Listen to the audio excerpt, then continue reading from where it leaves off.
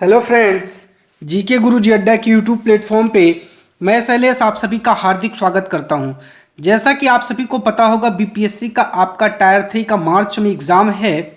तो प्यारे साथियों, उसी के लिए हम आपको बीपीएससी में पूछे गए जो प्रीवियस ईयर क्वेश्चन पेपर हैं उन्हीं को सॉल्व करवा रहे हैं। हमने हिस्ट्री पूरा देख लिया था। आज हम लोग ज्योग्राफी के जो भी इंपॉर्टेंट क्वेश्चन आए हैं उनको देखते हैं कि कौन कौन से क्वेश्चन ज्योग्राफी में आए हैं। पहला कह रहा है भारत का सबसे पूर्वी देशांतर और सबसे दक्षिणी देशांतर है, आपको जवाब देना है कौन सा है। तो देखिए, आपको पता ही होगा सबसे पूर्वी और सबसे पश्चिमी देशांतर आपका 97 डिग्री 25 मिनट ईस्ट और 8 डिग्री 4 मिनट नॉर्थ है। तो जी का आपका बी वाला राइट जवाब हो जाएगा। चलिए दूसरे पर चलते हैं और दूसरे पर राइट जवाब देखते हैं। निम्नलिखित में से कौन सा कथन सही है, आपको राइट जवाब देना है। ठीक है, भारत का क्षेत्रफल 3.28 मिलियन वर्ग किलोमीटर है, बिल्कुल सही है। भारत की स्थलीय सीमा 15,200 किलोमीटर, बिल्कुल सही है। भारत की मानक मध्याह्न रेखा 82 डिग्री 45 मिनट ईस्ट है, बिल्कुल सही है। तो डी आपका राइट जवाब हो जाएगा। उपर्युक्त में से एक से अधिक आपके राइट जवाब हो जाएंगे। इन सभी क्वेश्चनों को करने के लिए मैं आपको बता देता हूं, आपके लिए एनसीईआरटी रामबाण है। एनसीईआरटी की मैराथन में करवा रहा हूं, आप लोग जा करके पूरी मैराथन को देख लीजिए, आपके लिए बहुत ही बढ़िया मौका है। चलिए, भारत की लंबाई और चौड़ाई की दृष्टि से निम्नलिखित में से जो है कौन सही है, आपको बताना है। तीसरे का राइट जवाब क्या होगा? तो 3,214 किलोमीटर और 2,933 किलोमीटर, तो बिल्कुल 2,933, बिल्कुल ये ए वाला आपका राइट जवाब हो जाएगा। चलिए चलते हैं चौथे क्वेश्चन पर और देखते हैं क्या कह रहा है। मालाबार तट के संबंध में निम्नलिखित में से कौन सा कथन सही है? चलिए चौथे का आपको राइट जवाब देना है। मालाबार भारत के पूर्वी तट के किनारे एक संकीर्ण मैदानी पट्टी है, ठीक है। गोवा के दक्षिण में पश्चिमी तटीय पट्टी है, ठीक है। मालाबार तट का अधिकांश भाग केरल राज्य में स्थित है, ठीक है। तो डी आपका राइट जवाब हो जाएगा। उपर्युक्त में से एक से अधिक आंसर, ठीक है। चलिए पांचवें पर चलते हैं और पांचवें का राइट जवाब देखते हैं क्या होगा। मेरे प्यारे मित्रों, चैनल पर नए हैं तो सब्सक्राइब करिएगा, वीडियो लाइक करिएगा और अपने दोस्तों तक इसको जरूर शेयर करके पहुंचाइएगा। पांचवें का आपको राइट जवाब बताते हैं। चलिए, दक्षिण भारत की नदियों के संबंध में कौन सा कथन सही है, आपको जवाब देना है। तो आप लोगों को, जैसा मुझे उम्मीद है कि आप लोग इसके बारे में बहुत अच्छे से जानते होंगे, नर्मदा नदी सतपुड़ा श्रेणी के दक्षिण में बह रही है, ठीक है। तापी नदी सतपुड़ा श्रेणी के दक्षिण में बह रही है, ठीक है। नर्मदा विंध्य और सतपुड़ा पर्वतमाला के बीच से गुजरती है, ठीक है। तो डी आपका राइट जवाब हो जाएगा। एक से अधिक इसके आंसर हैं। चलिए प्यारे साथियों, चलते हैं छठवें पर और देखते हैं छठवें का राइट जवाब क्या होगा। चलिए, कह रहा कि सिंधु और सतलज नदी के बीच जो स्थित हिमालय को क्या कहा जाएगा? बढ़िया क्वेश्चन है। तो क्या कहेंगे भैया? उसे पंजाब हिमालय कहते हैं, याद रखिएगा। क्या कहते हैं? पंजाब हिमालय। चलिए सातवें पर चलते हैं और सातवें का राइट जवाब देखते हैं क्या होगा। कौन सा ब्रह्मपुत्र नदी का सबसे बड़ा निवासित नदी द्वीप है? तो बताइए सातवें का राइट जवाब क्या होगा? माजुली। यही आपका राइट जवाब होगा मेरे प्यारे साथियों। चलिए आठवें पर चलते हैं। निम्नलिखित में से कौन सी भारत की सबसे बड़ी खारे पानी की झील है? कई दफा आप इसका आंसर जान चुके हैं, वो चिल्का है। भारत की सबसे बड़ी खारे पानी की झील चिल्का है, नोट कर लीजिएगा मेरे प्यारे साथियों। ये सभी क्वेश्चन फिर से एग्जाम में बन सकते हैं। नौवां कह रहा है सुंदरवन के संबंध में निम्नलिखित में से कौन सा सही है, आपको जवाब देना है। सुंदरवन से संबंधित, ठीक है। चलिए 90 का राइट जवाब आप लोग कमेंट भी करते चलिए। अगर आप जल्दी हमसे अगर आंसर दे पाते हो तो कमेंट करिए, बहुत बढ़िया है। विश्व का सबसे बड़ा डेल्टा है, बिल्कुल सही है। मैं ज्योग्राफी जो एनसीईआरटी करवा रहा हूँ सारे क्वेश्चन वहीं से आए हैं मेरे भैया। आप लोग पूरी एनसीईआरटी को चट कर जाइए 6 से 8 तक की। यहाँ सुंदरी पेड़ जो है, इसका नाम सुंदरी पेड़ के नाम से लिया गया, ठीक है। यहाँ रॉयल बंगाल टाइगर का घर है, ठीक है। तो आपका डी राइट जवाब हो जाएगा भैया। इसमें एक से ज़्यादा सही आंसर हैं, तो जी जो आपका 9वां क्वेश्चन है, 9वें का आपका डी हो जाएगा। चलिए 10वें पर चलते और देखते 10वां क्या कहता है।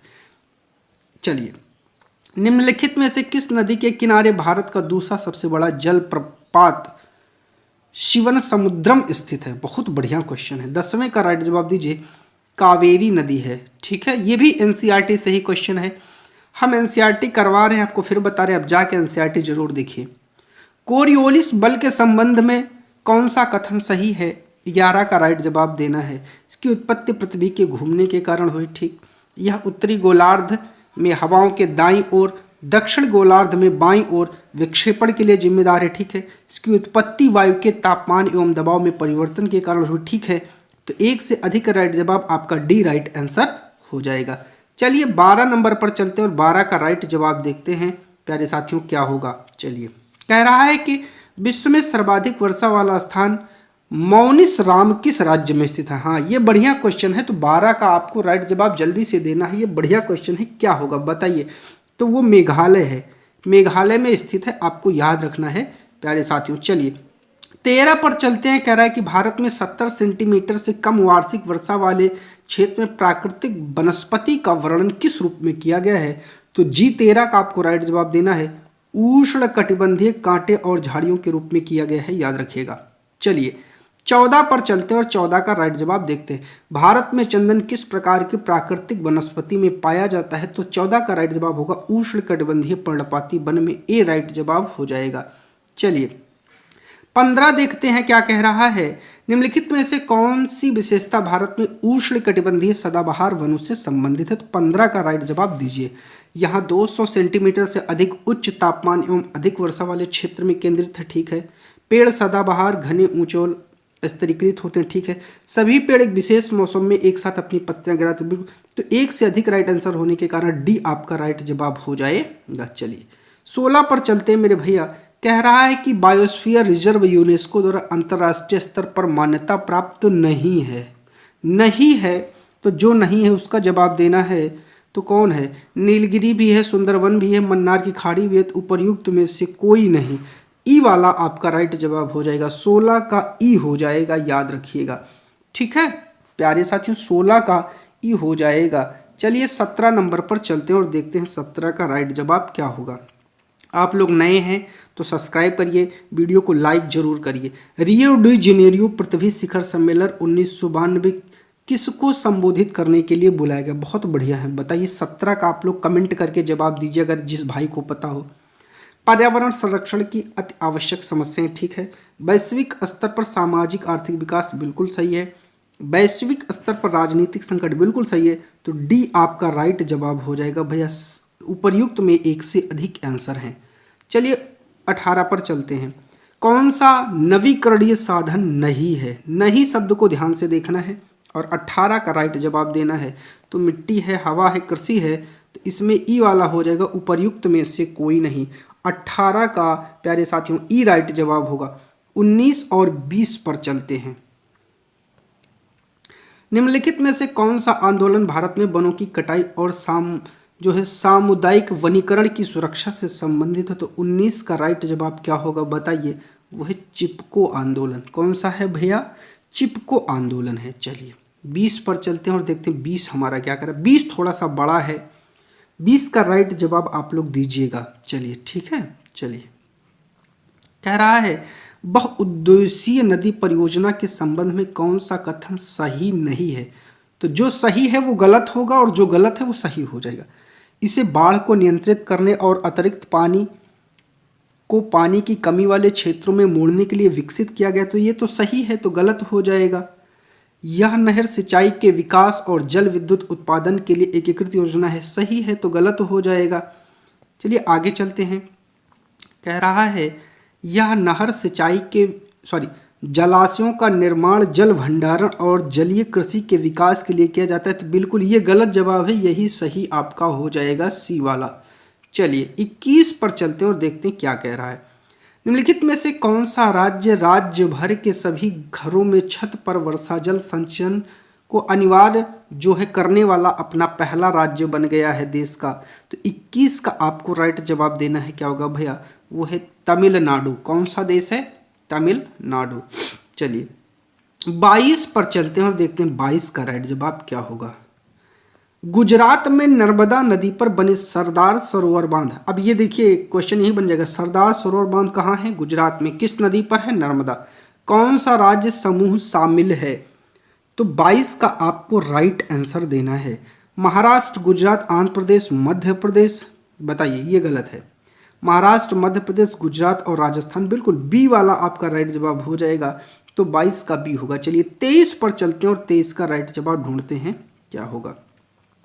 भारत में खेती के आदिम रूप के लिए कौन सा शब्द प्रयोग किया जाता है? बेवर, पामाडाबी, मिल्पा। ठीक है, उपर्युक्त में से एक से अधिक आंसर सही है तो डी आपका राइट जवाब हो जाएगा। चलिए 24 पर चलते हैं और देखते हैं राइट जवाब। झूम खेती के संदर्भ में कौन सा सही मेल है? तो बताइए 24 का आपको राइट जवाब देना है। चलिए मिल्पा मध्य अमेरिका, यही आपका सही मेल है। और बाकी और ये बी और सी आपके गलत हो जाएंगे, ये सही मेल नहीं है। ठीक है, चलिए तो 24 का ए आपका राइट जवाब हो जाएगा। चलिए 25 पर चलते हैं।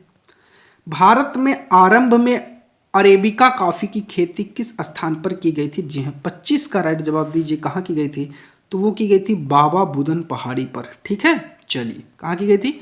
बाबा बुदन पहाड़ी पर। 26 पर चलते हैं। निम्नलिखित में से खनिजों का कौन सा समूह गैर धात्विक श्रेणी से संबंधित है? 26 का राइट जवाब दीजिए। तो है अभ्रक, चूना पत्थर और संगमरमर। बी वाला आपका राइट जवाब होगा 26 का। चलिए 27 पर चलते हैं और राइट जवाब देखते हैं क्या होगा। 27 कह रहा है कि निम्नलिखित में से कौन सा राज्य भारत में पायराइट का सबसे बड़ा उत्पादक है? पायराइट का सबसे बड़ा उत्पादक बताइए। 27 का राइट जवाब दीजिए। कौन है वो? बिहार है। कौन सा है? बिहार राज्य है। चलिए 28 पर चलते हैं और राइट जवाब देखते हैं क्या होगा। भारत में भूतापीय ऊर्जा दोहन केंद्र कहाँ स्थित है? 28 का राइट जवाब दीजिए। हिमाचल प्रदेश के पार्वती घाटी है, लद्दाख में पुगा घाटी, राजस्थान के अरावली पर्वतमाला। ये डी वाला होगा। उपर्युक्त में से एक से अधिक आपका राइट जवाब हो जाएगा। चलिए 29 पर चलते हैं। लौह एवं इस्पात उद्योग के संबंध में कौन सा कथन सही नहीं है? 29 का राइट जवाब दे दीजिए। इसे प्रकाश उद्योग कहा जाता है, यही है। बाकी और जो सही हैं वो गलत हो जाएगा। चलिए 30 पर चलते हैं। भारत में निम्नलिखित में से कौन से चरम स्थान पूर्व और पश्चिम गलियारे से जुड़े हैं? तो 30 का राइट जवाब होगा श्रीनगर और चेन्नई गलत है। सिलचर असम और पोरबंदर गुजरात। जी हाँ, बी वाला आपका राइट जवाब हो जाएगा। 31 कह रहा है मिसमी, बरले और लुसाई क्या है? बताइए। 31 का राइट जवाब दीजिए। ये पहाड़ियाँ हैं। ठीक है, चलिए 32 पर चलते हैं। भारत की प्राचीनतम चट्टानों में सम्मिलित नहीं है। 32 का राइट जवाब देना है। तो ये धारवाड़ भी है, कुड़प्पा भी है, विंध्यन भी है, तो ये गलत हो जाएगा। तो ई आपका राइट जवाब हो जाएगा उपर्युक्त में से कोई नहीं। 33 कह रहा है कि असम हिमालय में हिमरेखा की ऊंचाई कितनी है? 33 का राइट जवाब आपको देना है। 33 का राइट जवाब क्या होगा? 33 का आपका राइट जवाब जल्दी से बताइए क्या होगा भैया। तो 4400 मीटर, यही आपका राइट जवाब होगा। पेन्नार नदी का उद्गम स्थल है? बताइए। 34 का राइट जवाब दीजिए। नंदी पहाड़ी कर्नाटक है, याद रखिएगा। चलिए 35 पर चलते हैं और राइट जवाब देखते हैं क्या होगा। जनवरी माह में भारत में 20 डिग्री की समताप रेखा का विस्तार माना जाता है। 35 का राइट जवाब कर्क रेखा के समानांतर किंतु दक्षिण में, ए वाला। चलिए 36 पर चलते हैं। कह रहा है कि पश्चिम हिमालय में उपोष्ण वनस्पति के विस्तार की उच्चतम सीमा क्या है? 36 का राइट जवाब दीजिए क्या है? तो औसत सागर तल से 1524 मीटर है, याद रखिएगा। 37 पर चलते हैं और राइट जवाब देखते हैं। उष्णकटिबंधीय मानसूनी पतझड़ वनों को वर्षा जल की आवश्यकता होती है, तो कितनी होती है बताइए। जल्दी से आपको जवाब देना है। तो उपर्युक्त में से एक से अधिक आपका राइट जवाब हो जाएगा। 37 का डी होगा। ठीक है, चलिए 38 पर चलते हैं। कह रहा है कि भारत में सर्वाधिक ज्वारी वन क्षेत्र वाले राज्य कौन से हैं? तो बताइए वो कौन से? पश्चिम बंगाल और गुजरात हैं, याद रखिएगा। चलिए 39 पर चलते हैं। महाभारत लेख नामक पर्वत स्थित है। 39 का राइट जवाब क्या होगा? नेपाल में स्थित है, याद रखिएगा। लास्ट क्वेश्चन है ज्योग्राफी का। और एल सिंह ने भारत के प्रादेशिक विभाजन के आधार तत्व के रूप में लिया है। 40 का राइट जवाब क्या होगा? भूगर्भिक संरचना, भौतिक आकृति, अवस्थिति। डी, आपका डी वाला राइट जवाब हो जाएगा। तो हमने 40 क्वेश्चन करवाए हैं आपको। अगर आपने 40 क्वेश्चनों को अटेम्प्ट किया है तो क्वेश्चन कितने सही हुए हैं कमेंट करके बताइएगा। चैनल पर नए हैं तो सब्सक्राइब कर लीजिएगा, वीडियो को लाइक करिएगा और अपने दोस्तों तक इसको ज़रूर शेयर करने का प्रयास करिएगा। प्यारे साथियों, आप की तैयारी में मेरी तरफ से जो भी प्रयास हो पाएगा वो कंटिन्यू चलता रहेगा। आपकी तैयारी में किसी भी प्रकार की कोई समस्या ना हो प्यारे साथियों, हम लगातार आपकी तैयारी करवाते रहेंगे। चैनल पर नए हैं तो सब्सक्राइब करिएगा, वीडियो को लाइक और शेयर जरूर करिएगा। बहुत बहुत धन्यवाद।